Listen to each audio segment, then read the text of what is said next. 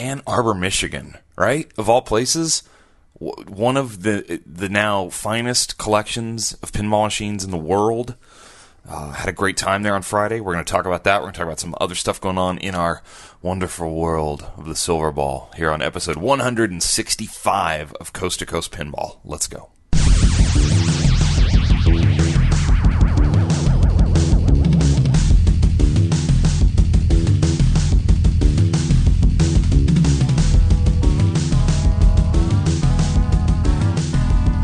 Welcome to Coast to Coast Pinball. My name is Nate Shivers. This is a podcast commentary. I'm a man out of quarters. Thank you for joining us tonight, tomorrow, this week, whenever you might be listening. We're coming to you not live from beautiful San Diego, California, here on Sunday night, May 17th, 2015. What's going on? So I had the pleasure of spending some time at Clay Harrell's new... it's sort of new, about a year old now, right? Clay was on the show last year and talked about the VFW pinball project that he put up, and it's the Ann Arbor, Michigan Pinball Museum, where they hosted their second pinball showcase this past weekend, which should have just wound up a few hours ago from when I'm recording this. But I was there on Friday, so we're gonna jump right into that. Trip reports. So for those of you not paying attention, not knowing what I'm talking about, the Ann Arbor Michigan Pinball Show and Pinball Museum is a show, or really the opening of the pinball museum that Clay Harrell has built and put together in an old VFW hall, Veterans of Foreign Wars hall. For those of you not maybe from the United States who don't know what a VFW hall is, big building used as like a rec center for veterans and whatnot. Well, he's bought this and turned it into sort of the home base for his pinball operations and his collection. He has, an amazing collection. I want to say it was 250 games, somewhere in that range, from all eras. This is one of the coolest and best kept collections in the world, no doubt. Everything from wood rails to brand new Stern DMD games equipped with color DMDs. It is fantastic. There's almost like 20 1950s wood rails, tons of single-player 60s and 70s games. You get into the 70s multiplayer EMs, awesome collection of solid-state games from the early 80s, late 70s from Bally, and even a bunch of Stern games, like a lot of Stern games. There's, I want to say it's like 14 or 15 or 16 classic Stern games like Meteor and Galaxy and Stargazer and Viper, and you know what I'm talking about, Iron Maiden. Williams solid state games, system 3 through 7, system 11s, early Gottlieb games like system 1 games like Joker Poker, Pinball Pool. Just anything you could think of is pretty much there. Modern games basically from Addams Family on. You have everything: Funhouse, Fishtails, Doctor Who, Scared Stiff, No Good Gophers. Just anything you can think of. And then the modern games, there's Metallica, there's Tron, there's Monster Bash. It's fantastic. I cannot say enough about this collection. And if you know Clay Harrell and his history and his deep, vast knowledge of working on pinball machines, fixing pinball machines, restoring pinball machines, you should probably know what to expect as far as condition of games. It's really beautiful, and it's pretty staggering to see it all under one roof. Sort of two roofs. They have an annex with another, like 30 games or something in a building next door, which is where they held the, quote, EM World Championships we'll get into in a little bit. But, just an overview of the show. I almost don't want to... I call it a show because they call it a show, but it's not a pinball show in the way that I think a lot of people are probably thinking of a pinball show, because there were a few vendors there, but there was no speakers, no kind of side events, really. This is all about playing this collection. It's sort of, at times when I was walking through the room and looking at the games, it felt to me like I was in this kind of dream arcade that we all in the back of our heads think, man, if I win the lottery, I'm going to buy like 200 games, 250 games, and I'm going to build a place to put all my games in, and I'm just going to be able to play them all. And that's what this was like. And seeing this many games all up and running, I tried to count how many games were not running at one point. I think I got to 4. It's pretty amazing. And they were actually working on them. One of them was a wood rail game that they were working on. So I got to say, Clay also has an area where he does his repairs and work, and he's organized. The place just looks like $1 million. I mean, it's not modern and fancy, if that's what you're looking for. It's a hard floor. It's an old building, but they've got it outfitted so cool, kind of dark with neon lights. It looks like an arcade. And he has like a repair center area in the back. Super organized. His staff was just very welcoming, kind. Gush, all that stuff. It was really a great time. I really enjoyed getting to get out to Ann Arbor. If you're curious, about 45 minutes from Detroit. Flew into Detroit Airport, stayed out near Ann Arbor, and then drove down and had a great time. I do want to say that the highlight for me was actually the EM tournament that they held. And they dubbed it the EM World Championships, and it was sponsored by Domino's Pizza. And I think I have friends at Domino's Pizza now, or just Domino's as it may be. But I had a lot of fun in this tournament. I really, obviously if you've been following the show, you've seen and you've probably heard me take more of an interest in competitive pinball and tournament pinball. It's fun. I love it. I love the competition. And there's something really... I don't want to use the word like magical or special exactly, but there's a great combination that is like a one-day tournament, or, competitive pinball, that situation, when you cross that with classic and EM type games that are shorter ball times, not deep in rules, just really more about trying to, score points through completing certain tasks on the pinball field, on the play field. And it just works out really well. And even I talked to some people in a tournament who haven't played a lot of EMs. In fact, a couple people told me, I've never played any of these games before. And there were games in the tournament like Captain Fantastic and Old Chicago, Fireball, some classic big names in EM games and older games. So it wasn't a bunch of obscure games, although there were obscure games in there, which was also neat. But, there were people there who hadn't played any of these games but said how much fun it was. Because generally, and the layout of this tournament led to that too, I think. There was I believe there's between 30 and 40 entrants into the tournament. So, a pretty manageable number. And so they were able to run a 3 strikes style tournament where you played heads up against a random person. Everybody put their name on a piece of paper. The paper went in a bucket. They drew names. So the first name was drawn versus the second name drawn. And then you picked out of another bucket a piece of paper that had a name of a game on it. And so you got a random opponent and a random game. And if you lose 3 times to 3, random opponents, you're out. And I loved it. It was a really great way. And every game was best 2 out of 3. So you didn't just have one shot at the game heads up. It was best 2 out of 3. So there was a little bit of confusion, I think, at the start of is it 2 out of 3? Who goes first? And I would love to see anybody when they run a tournament. And I did talk to some people who hadn't played in a lot of tournaments, and in fact, some people that this was their first tournament. They were sort of surprised at the laid back approach to it. But if you've played enough pinball in local pinball leagues and tournaments, we're a laid back group. But I would love to see a tiny bit more formality when people are paying money to play in a competition, just so everyone's clear on the rules. But it was best 2 out of 3, and you played a random game. I really liked it. It's a lot of fun. If I would encourage anybody with a manageable size group of people who wants to run a quick tournament. The whole thing took about 4 hours, maybe 3.5, 4 hours. So not a whole long time, but it was good. The games that I played, just for the record, just for posterity's sake, if nothing else, I played Fast Draw, which was a win for me. Solar City, which was a win. Fun Fest, which was not fun. Might have been a fest, but it was not fun. It was a loss for me. Pyramid, Flip Flop, 4 Million BC, Old Chicago, all wins. And then, actually, there was another loss in there somewhere. I'm actually forgetting the other game I lost on. Solar City, I believe, possibly. And then Rogo was where I lost and was sent packing. However, friendly listeners, in case you're wondering, I made it to the round where there's only 6 of us left. So literally, I lost in what would end up being 4th, 5th, or 6th place. I guess we were all tied for 4th, and if you want to do that properly. So I won a $20 Domino's gift card in a little coaster thingy, or a little can cooler koozie thing. So, go me, right? Mr. EM coming through for you. Had a lot of fun. I actually played really well. I was pretty impressed on some of my gameplay.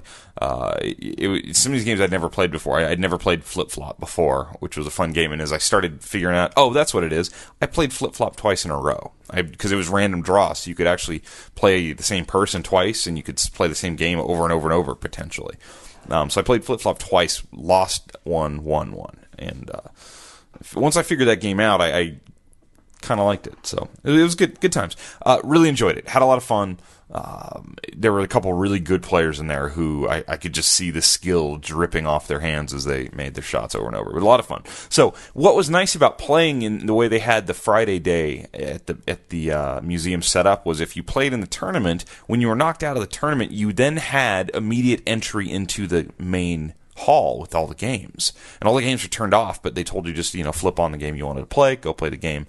And move forward. So the sting of losing and getting that third strike and being knocked out of the tournament was quickly softened by, hey, look, 250 pinball machines. Let's go play. And that was a lot of fun. So I got to go in, and realistically, there was less than 30 people or so, maybe less than 40 people in the building playing games. So we kind of had the run of the place, which was great because I could just go literally play anything I wanted. And I did. I played a lot of pinball, and I played from, when I got knocked out, probably about 2:30, 3 o'clock or something like that. And I played till, well past dinner time, and when I was starving and hungry and left, and ended up kind of calling it a day at that point, exhausted after a week-long work trip, and had a lot of pinball, and ended up heading back to the hotel to record this show, which I didn't do, as you can now tell here on Sunday night. But, what I would say about this show, if you're thinking about making this trip out next time they run one of their shows, is bring a friend. Bring someone to play heads up with. I got to meet some folks. I met some great people, some people I sort of quasi knew from Pinside. I met Hilton Weissnow from Pinside. He and I were playing a tournament together, chatting about stuff.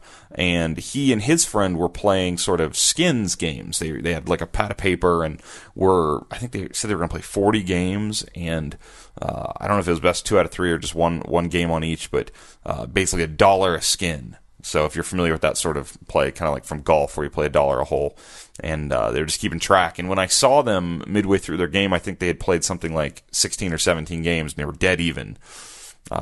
So no blood, as they might say. Great way to do it with a collection like that. So bring a friend. When I was playing with folks that I had met, I had a lot of fun just kind of going through with games and playing things, and games that I might not normally, think to play in a collection like that. Like I might not play Metallica because I, own one. But when I'm playing with someone else, it's like, oh yeah, let's play Metallica, and I'll show you kind of how some of the shots work or how some of it goes. And, you show me about this game, and it's just a lot of fun. So definitely, if you're anywhere near this, and I know there's some people who made some long 6-7 hour drives to get there. If you're anywhere near Clay's establishment next time he runs this, I would absolutely say go and do it. And if they do a deal like they offered this time where they have a tournament and then early access, you can't beat that. You just can't beat that. So the EM World Championship. What I would say about this tournament, as much fun as it was, I guess I'm not fooling anybody. I know there was nobody named Sharp. There was no Keith Elwins. There's no Bone Karens. There was no Bob Matthews. There's a lot of people not playing there in the EM World Championship. So maybe we might want to think about calling this particular tournament the, Ann Arbor EM Championships or something like that. The EM Ann Arbor Championships. I don't know. I don't know that I would, in my head, think of it as a World Championships other than they dubbed it that, and it was on a fantastic collection of EM games. That could be a real special thing for them, though. I think that, and I don't know if Clay and his crew are interested in that sort of idea, but, they cap the amount of tickets sold. And somebody said they capped it at the amount of games they have, which if that's the case, that's pretty cool. So there's, around 200, 250 people there. And I actually didn't see Saturday, which was the busier day. So it's not overcrowded, and kudos to them for clearly not doing this just for the money. This is not a money grab. This is not how much money can I make on my project. He wants to show off his collection and let people enjoy it. That's pretty great, a great concept right there. But if they were thinking about doing a tournament and being in that sort of world, they have the collection, they have the space, they have the right facilities to really do something great up there.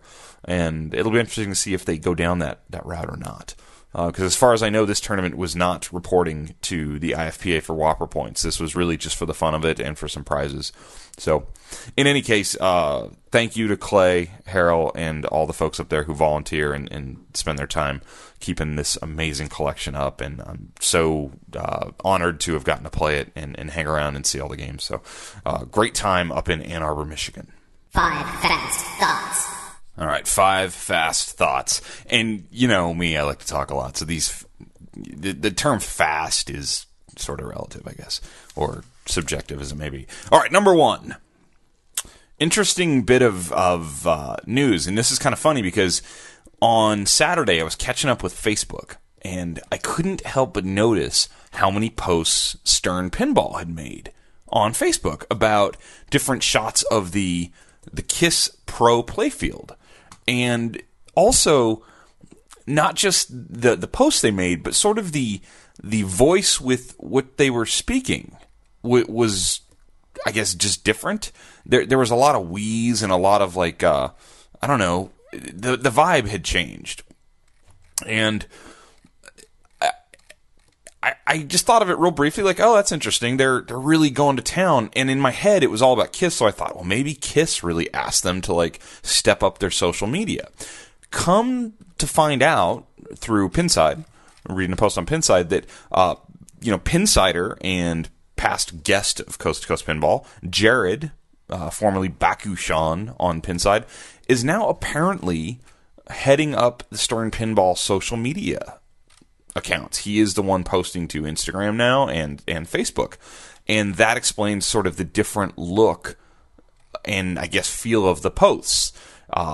Definitely output has increased, and that's actually been a little bit of a piece of contention for some folks in the Pinside thread about this, that there may be too many posts, and hopefully they are just going to they're going to settle into a nice level of Facebook posting, because you don't want to be the spamming company. You don't want to be because I try actually on my personal Facebook not to like companies much at all. My personal Facebook is mainly my family, friends, and then, maybe a few people who I've met in the hobby that I think are interesting or I kind of want to keep up with. But that's my personal Facebook. My Coast to Coast Pinball page is mostly, different companies and news stuff in pinball, and things that I want to follow so I can, be informed for the show.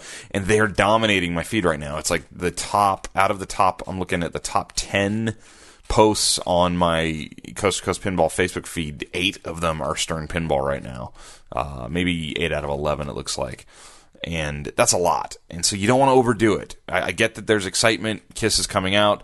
But I would maybe put a post together with lots of photos and don't overdo it a little too much. In fact, just tonight, I hadn't even seen this one yet till I pulled up Facebook to look at it. In the last hour, they've put up a first look at the Love Gun multi-ball start sequence. So I'll have to check that out and comment on that later.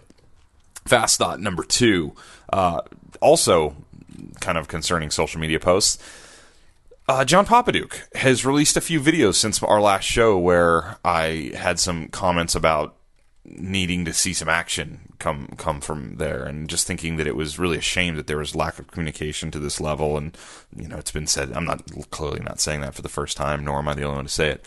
But since then, there's been a couple videos pop up on Facebook, sort of about parts of Magic Girl. We're seeing more pieces of the game. In fact, we saw a custom shooter rod that looks like a pinball, like on a ball photo, and then we saw a video that was, curious at best, where John is actually narrating like an iPhone type video, where he's showing us that the glass to Magic Girl needs to be special ordered a few inches longer than normal pinball size glass, because the size of the cabinet, because these are custom built cabinets that John's building himself, the cabinet is sized in a way that pinball glass doesn't doesn't cover the hole. So he's explaining how they have to order glass. And I understand that the idea of these games was these ultimate rare games and, et cetera, et cetera. We've covered it before, but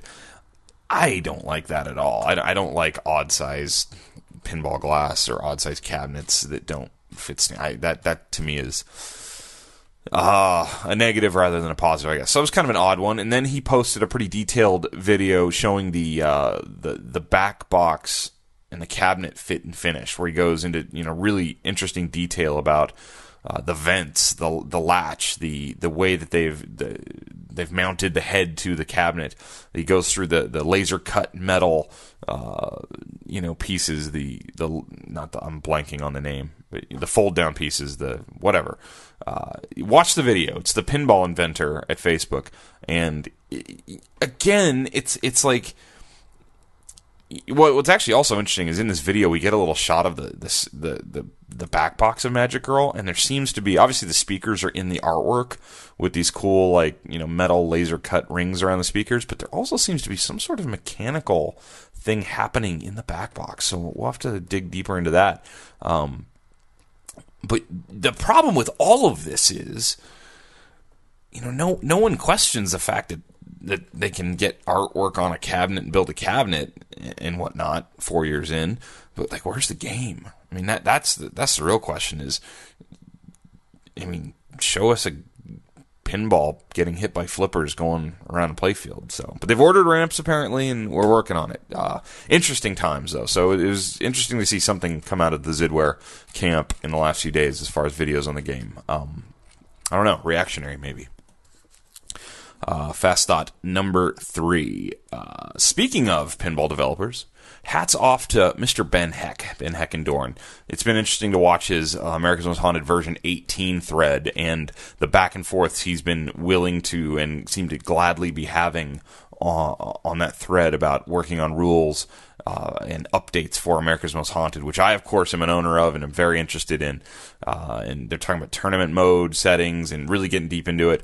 The one setting I could say that I would really love changed about America's Most Haunted, and it's pretty basic, but when you lose a ball down the side out lanes, on most modern games, when the ball hits the rollover, you hear a sound, which you do on America's Most Haunted, but if you hit that during the ball save period, when the ball save is still going, a ball is launched immediately when it hits the rollover, not when the ball gets down to the ball trough. And it frustrates me greatly when a ball goes down the side and then sort of bounces down around by the ball trough and doesn't go in the ball trough, and I watch the light go off. There's also no grace period. When that ball save light goes off, you're done. So sometimes the ball goes through the out lane during the ball save, and then I'm like, oh no, I'll get that back. And it just doesn't happen because of those two things. So I'd love to see the ball auto-launch right away when it hits the rollover, but that's, just me. Fast thought number 4. Speaking of Mr. Ben Heck, and speaking of Hilton Weissnow on Pinside, who I talked about earlier, Hilton reached out to me and asked me if I would be interested in coming to a tournament in Madison, Wisconsin in August called Mad Rollin' Pinball. I think some of you guys probably have heard of that tournament before. It's put on by the I want to say it's the Madison Pinball Group League. I'm Googling as fast as I can, but the show moves faster than I do. Madison Pinball, yeah. So they run monthly tournaments. They're like a group based around the Madison area, obviously. And Mad Rollin' Pinball 2015 is going to be taking place in August. You'd think I'd have these dates, but I clearly do not. But he invited me, and that was the whole thing. But it's an interesting tournament in that it's a team tournament, teams of 2. And they play pin golf in the morning and then a pinball style event in the afternoon. And I needed a teammate. And Hilton knew that. And Hilton said, hey, I know somebody who might be your teammate. And he suggested Ben Heck, because Ben Heck is local. And I thought that was a great idea. So I reached out to Ben. Ben said he was in. So I'm teaming up with Ben Heck. And Ben said, hey, man, I'm not that great. And I'm like, hey, man, I'm not that great. So we'll be perfect. It'll work out great.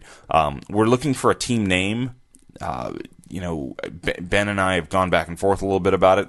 I think I like my suggestion so far best. If we're going to go Ben Heck and Nate Shivers, call it The Heck with Shivers. I mean, can you top that? Can you top that, friendly listener? I think that's pretty good. So far, The Heck with Shivers is the team name out in front for me. All right, fast thought number 5. I only bring this up because it was so prominent on Pinside all weekend, and it sort of stuck in my head. But Mr. Brian Kelly, who I think a lot of you guys know from his his restoration work and his participation in Spooky Pinball and Spooky Pinball's podcast.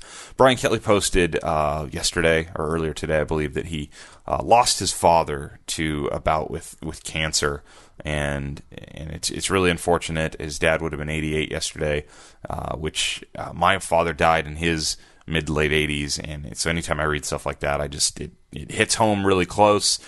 Brian Kelly, outwardly posted that. I think he's probably looking out to the pinball community that he loves for a little bit of support, and I guess this is just my little moment to say, hey man, all the best, take care, and I'm sure your father was a great guy. So there's my 5 fast thoughts for tonight.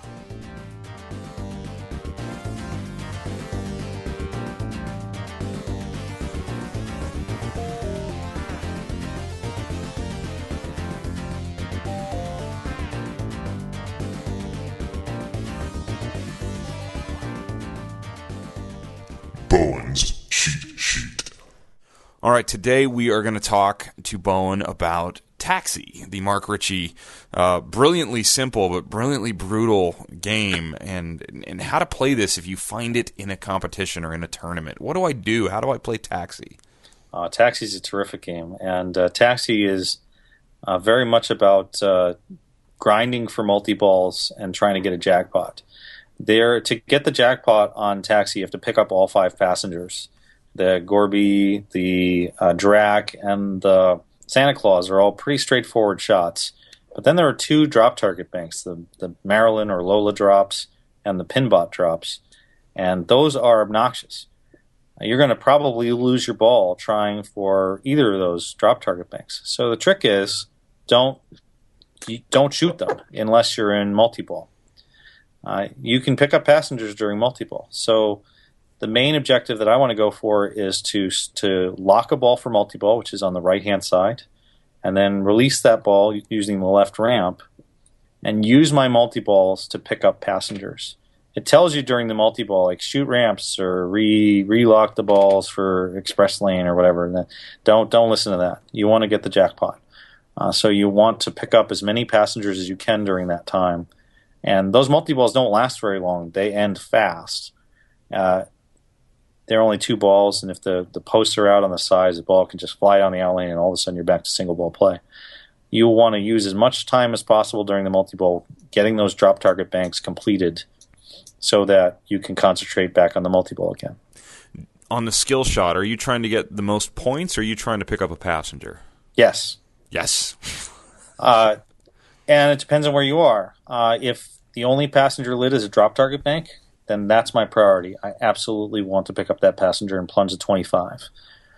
It also depends on what ball you're on, because the skill shot is multiplied by the ball number. So if you're on ball 1, you're only sacrificing 75,000 points to pick up a passenger, getting the 25 instead of 100. If it's ball 3, you're sacrificing 225,000 to do the same thing, and you'll know more at that point if you're in match play about what kind of score you need to achieve to win, or what kind of score you need to achieve a good qualifying point. So on ball 2, ball 3, the decision is a little tighter, and I usually will go for the points at that time. Picking up a 75 is nice too, and I would suggest players try for the 75 instead of absolutely guaranteeing them the 100, because if you flop over the 100 down to the 1,000, it feels awful. That's brutal, yeah. When you're in the multi-ball, it being a 2-ball multi-ball, are you trying to cradle up on one flipper and then hit those drops from the other? That's ideal to get trapped up on both flippers, and then you even get the chance to use your other ball as a blocker and shoot the ball into the other ball if you see something happening. More often than not, you don't even get to a full cradle. And I would say just as soon as the multi-ball starts, just wail on the drops if you've got the Maryland bank necessary to pick up. Because you don't know. It might only last 3 seconds. Yep. And if you can get that bank down, you have the progression that you need in order to get the jackpot. And the jackpot is the Gorby shot. Depending on the machine, it can be lit for only a few seconds, or it can be lit for a long time. And that jackpot is typically worth about $1.5 million, but it's a carryover jackpot on some machines up to $4 million.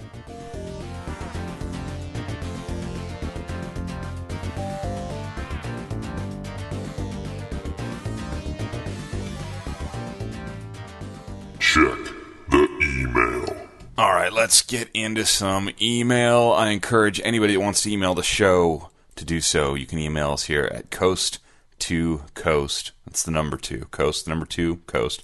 Pinball at gmail.com. I read everything. I reply to some, and a few things make the show. All right, so first email. This comes from Eddie in Nampa, Idaho. I know Nampa, Idaho.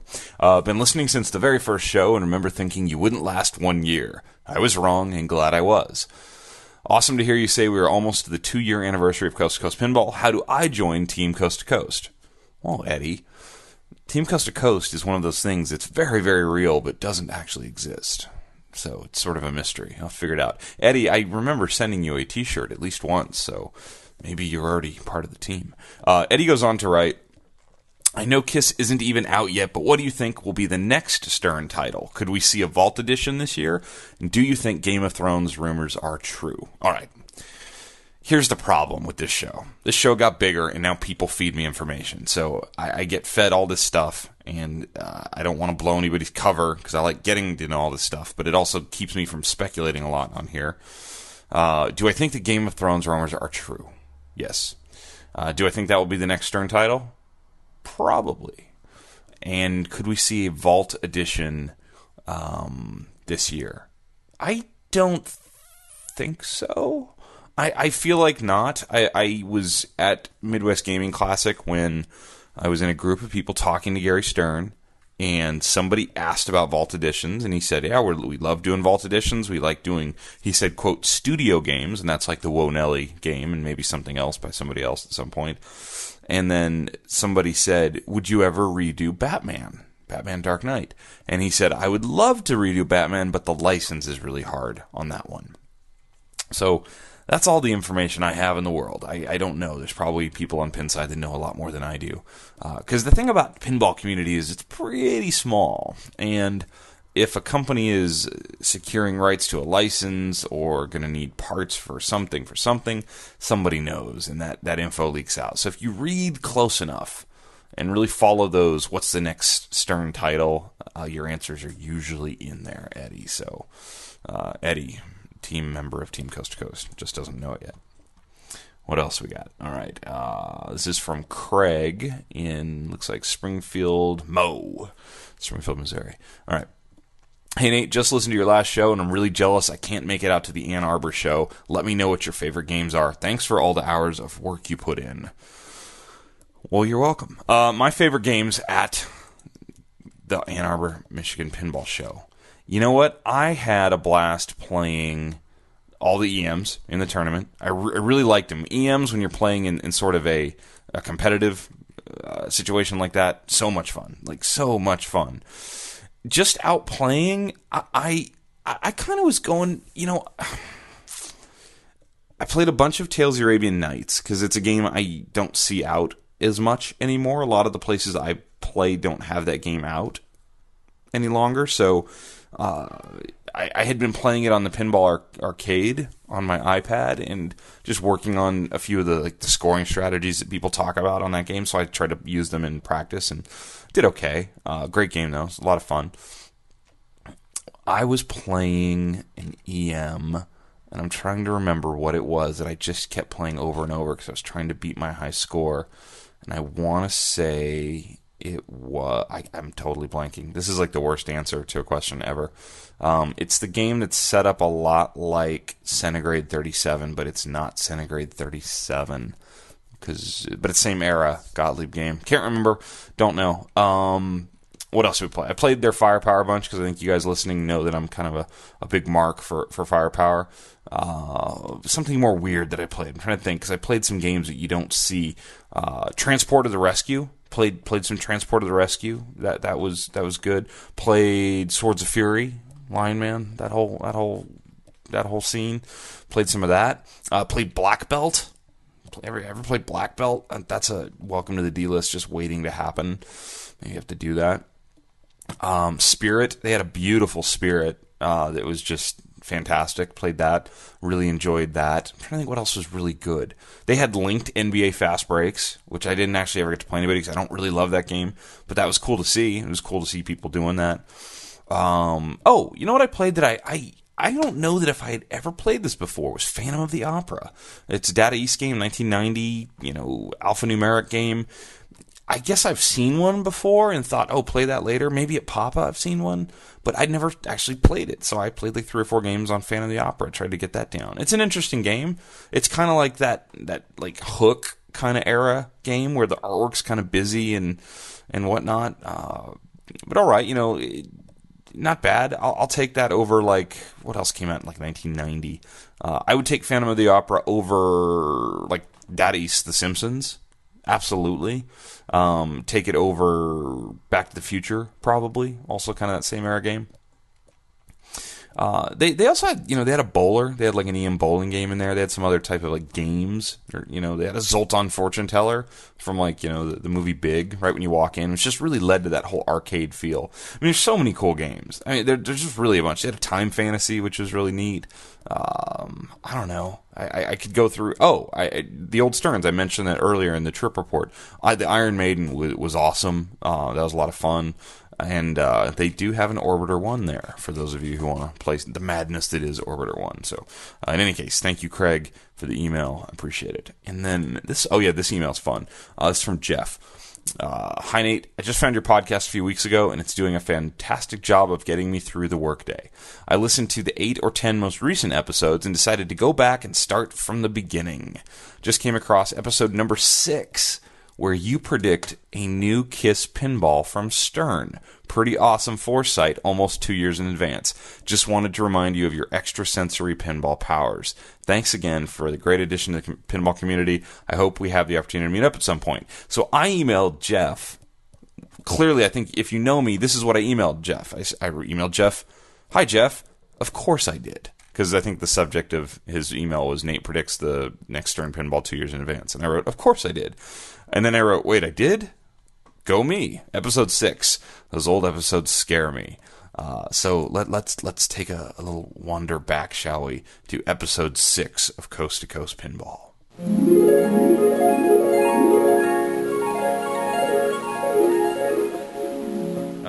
The new Rolling Stones game, I've told you, I can't stand it. I'm really curious. Could there be another KISS machine? Could we see a modern KISS? I almost think you could do KISS with like, the big stage show that they do. If you've ever seen a KISS concert, I've been to 2 of their retirement tours. They keep trying to retire and they don't retire. I've seen them retire twice, 4 years apart, 5 years apart. I think that could be a really well done modern Stern type theme now. The problem is, by all accounts, Gene Simmons, who does most of the business side of that band, is just really difficult to deal with. And if he's not going to make a whole lot of money on a project, you're not going to license their theme nowadays. So that might be a long shot. But what else could be out there?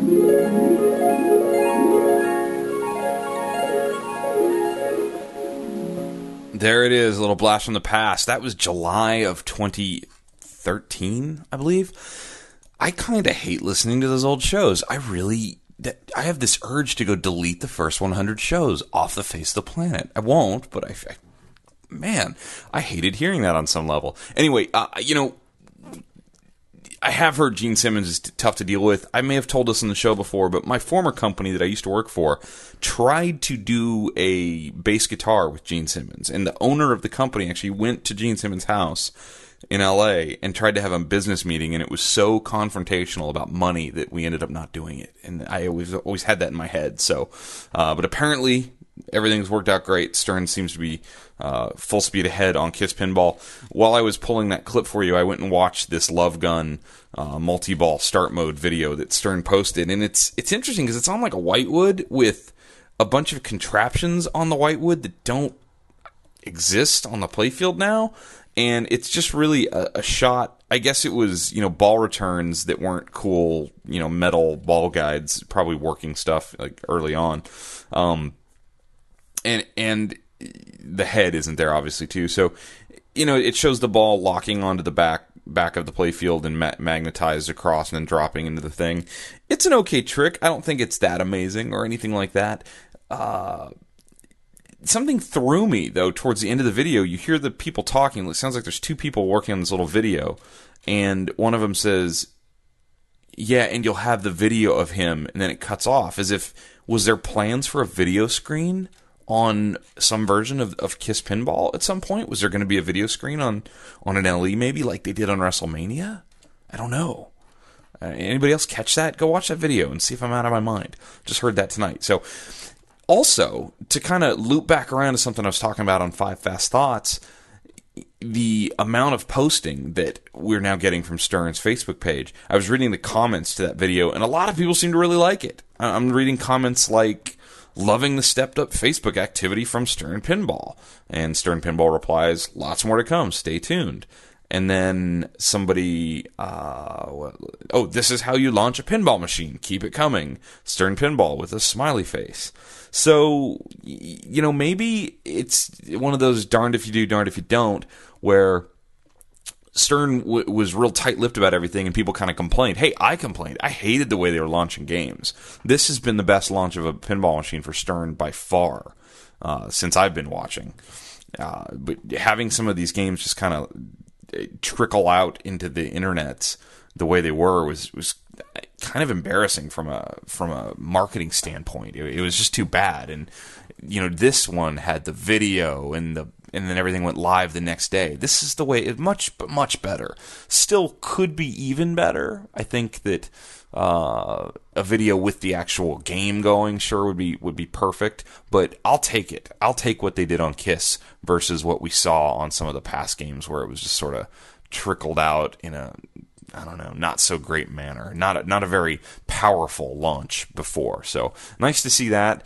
And some people are going to say, oh, they don't post enough, they don't tell us enough, and then they start posting a lot, and then it's, oh, they post too much. So I don't know. You can't please them all, right?